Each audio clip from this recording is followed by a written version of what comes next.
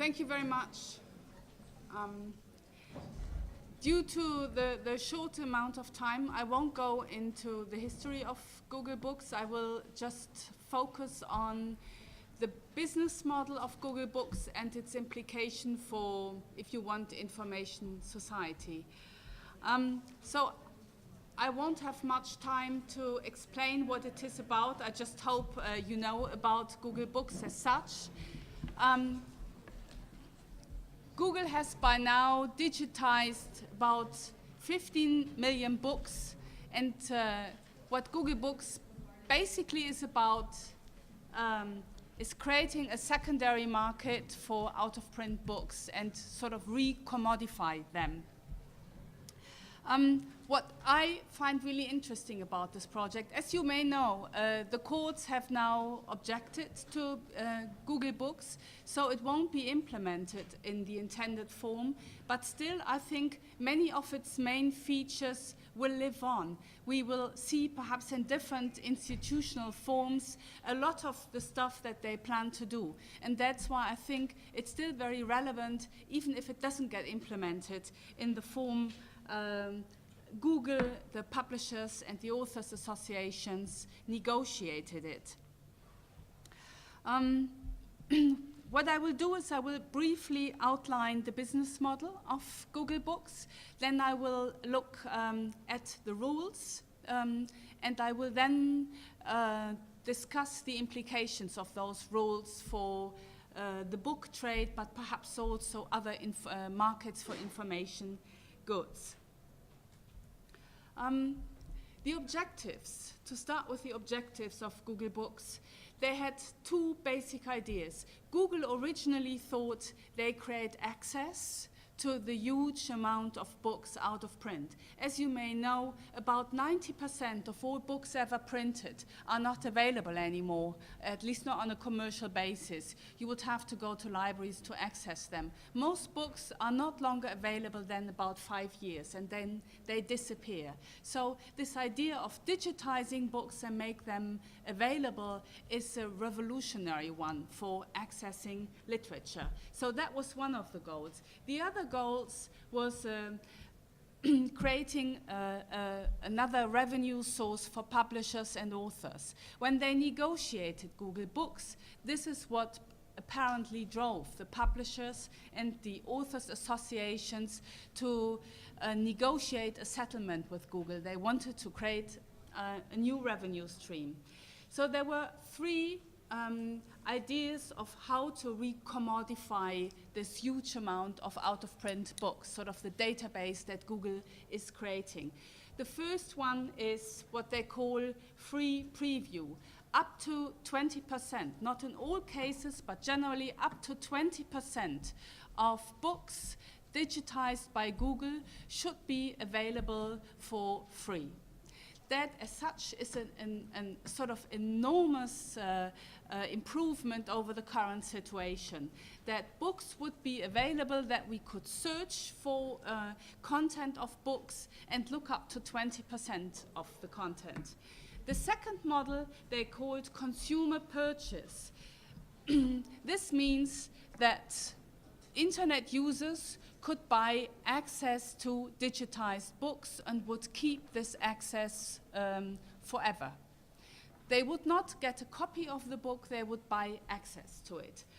And the third revenue model they called institutional subscriptions.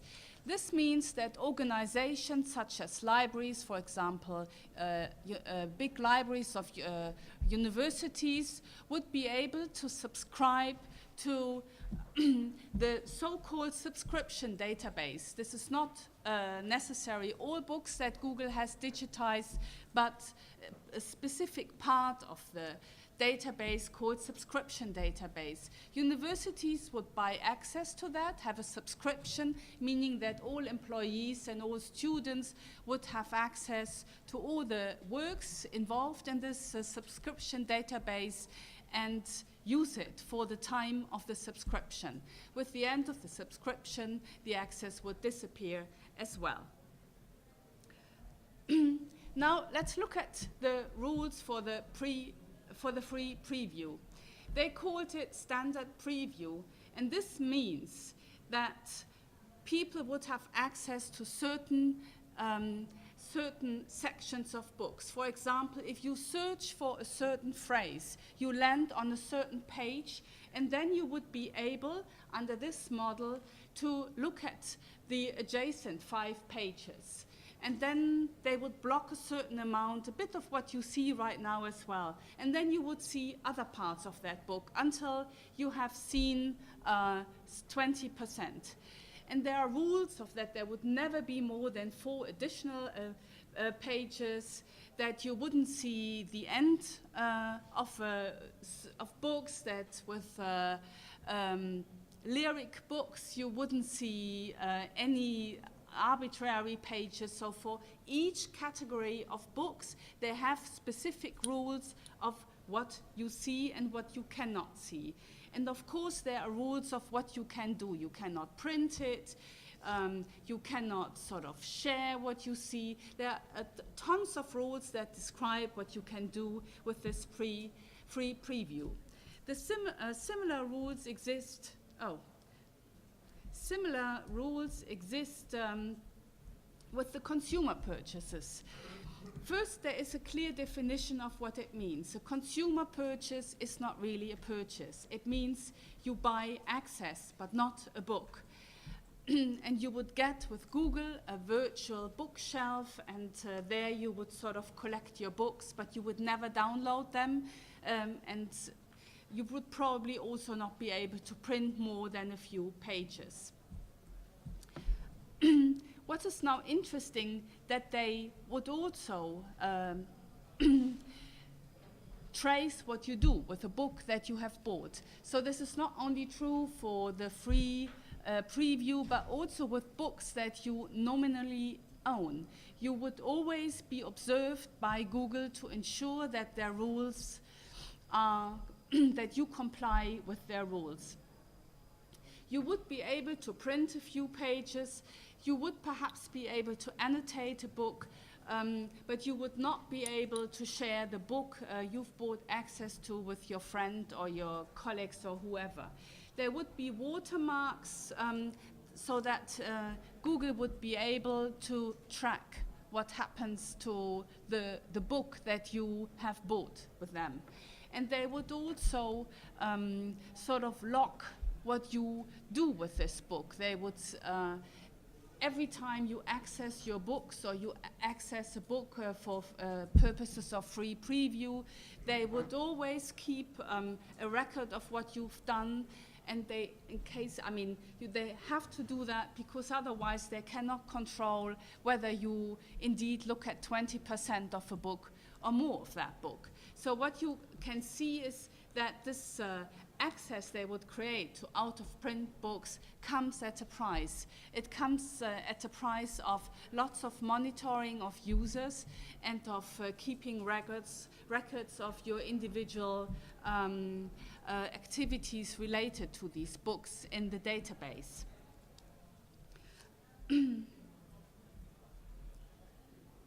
So the implications of Google Books are that they do indeed create new access in a form that we've never seen them before.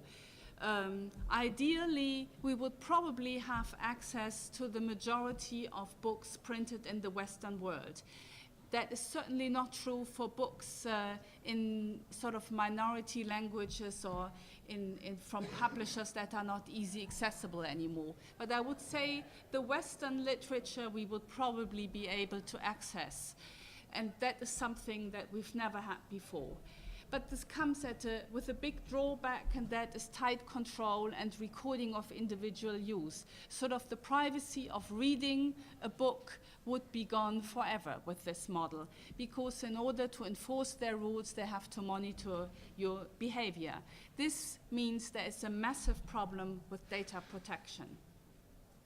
And even if Google had backed down and would have sort of improved the measures for data protection, I think the basic problem would always persist. In order to enforce these tight rule of controlling what we do with books, they would have to monitor and log our behavior. The second implication that I find really interesting concerns the commodification of access. So far, when we want a book, we buy it, and then copyright's exhaustion principle would take effect, and we can basically do with the book what we want. We can share it, we can resell it, we can do all sorts of things not covered by copyright.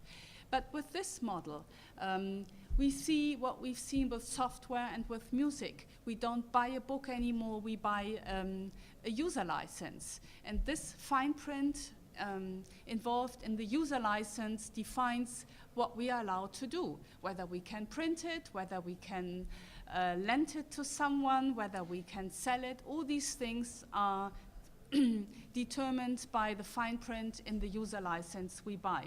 This is a completely different model of selling or trading information than what we are used to. It changes the relationship between information provider and user, because the information provider wants to enforce rules and will therefore monitor our behavior. And we, as users, as readers, lose a lot of the autonomy we are used to from buying books. So, commodification of access also affects, I would say, the objects. Books are not longer commodities in the traditional sense, they become services. Google sells a service to its users, and we have a lifelong relationship between the service provider. So far, we go to a bookshop, buy a book, and we might never see the seller of the book again, and we have no relationship to the publisher of that book whatsoever. But when books or information goods in general become services, we have a relationship that never ends. And if we have bad luck, the service provider might even change the terms of use of the books. We have that with sort of other service providers like Facebook all the time. Every couple of months we see different rules. The same might happen with regard to books. Of course, it goes without saying, if you buy access to a book, you need to make sure that you always have internet access. Otherwise, you cannot access your virtual bookshelf with the provider of a book. And another aspect that I find quite interesting, that contrary to common assumption, it's not copyright that rules this new access regime, it's private contracts. I would say that the whole relationship between copyright law and private contracts is in a sort of phase of transition. So far, copyright has sort of regulated the ownership in information goods, and it also determined the rules of the trade. I mentioned this already. Copyright has something that we call exhaustion principle. That means that after the first sale, the copyright owner does not control the use of an information good any longer. But when we have user licenses, this relationship ends. And I would say user licenses are now undermining this exhaustion principle inherent in copyright law, because there's nothing, control is not does not exhaust any longer. The copyright owner, it controls the copy he or she has sold to the user for the whole life cycle of an information good. So what we see is an extending regime of control of information goods by those who hold the rights. And this also means that we see a shift in the relationship between public ordering or public regulation and private ordering or private regulation. While governments are responsible for copyright laws, they are not responsible for private contracts that govern these new markets for the access of information goods. So we seem to observe a shift from private ordering to from public ordering to private ordering. It's private contracts that structure the future market of digital information goods.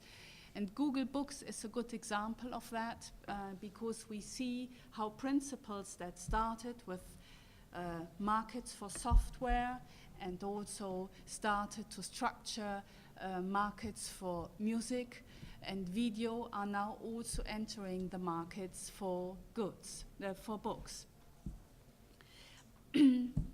Now, this observation leads me to the following questions.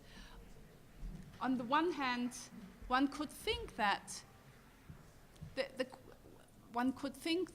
digital information goods, the main thing, what really counts is that we can access and use them.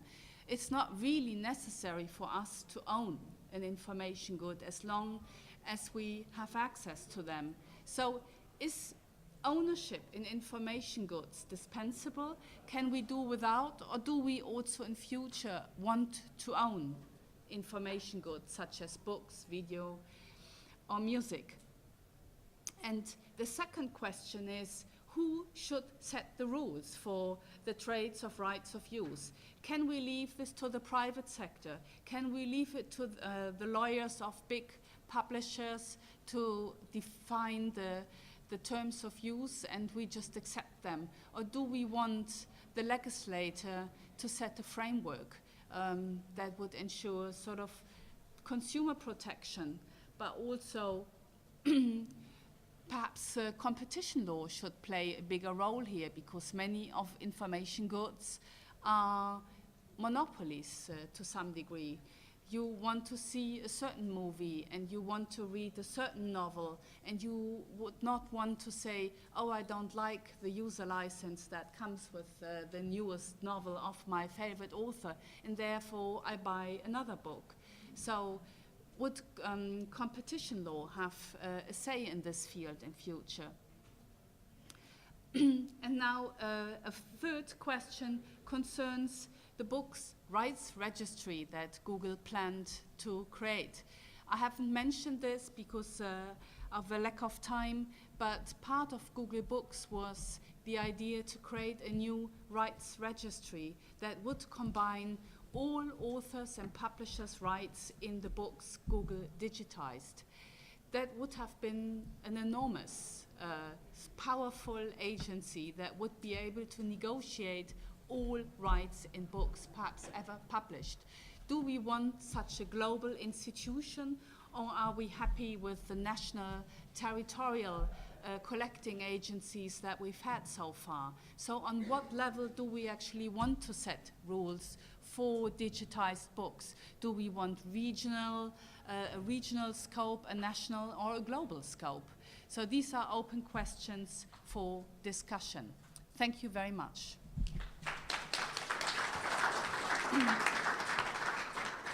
Okay, Janet has spoken beautifully to time, so and has, I think, left us with a set of very, very interesting issues and problems, and also very usefully some open questions. So the first question to Janet. My name is Brewster Kale. I lead one of the major non-Google book projects, and I agree with many of your comments about the opportunities and the threats of Google. Though I think there's an underlying idea that it's sort of this is the way it's going to be. I'm afraid so. That's why I'm. I completely disagree. Mm-hmm. So there are now, but it is continuing to happen. The Hati Trust in the United States is basically building this, and the Digital Public Library of America is trying to do the same power grab that Google did throughout in court with a monopoly problems. But there's good alternatives that are now being made, where there's now 2 million books that have been digitized from 500 libraries. So it is possible to do this, and even the in-copyright works are now being lent out by 1,000 digitized in-copyright materials bought and digitized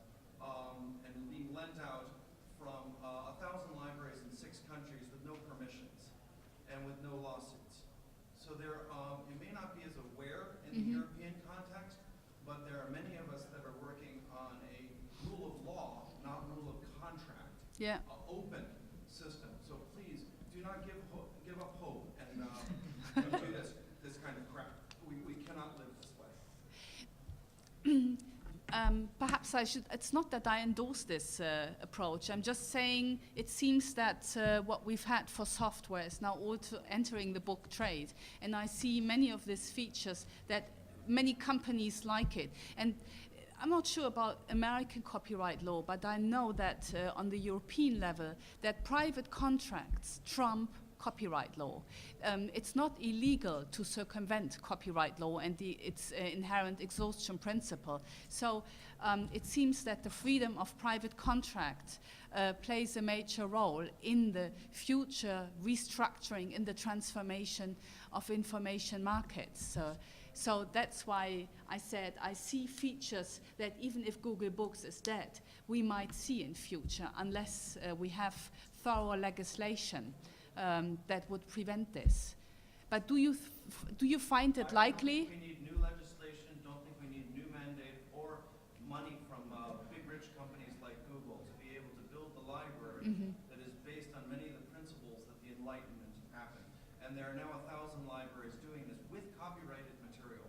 So I think there is now a model that can proceed. So please don't acquiesce to the problems of corporate ownership of our cultural heritage. Just a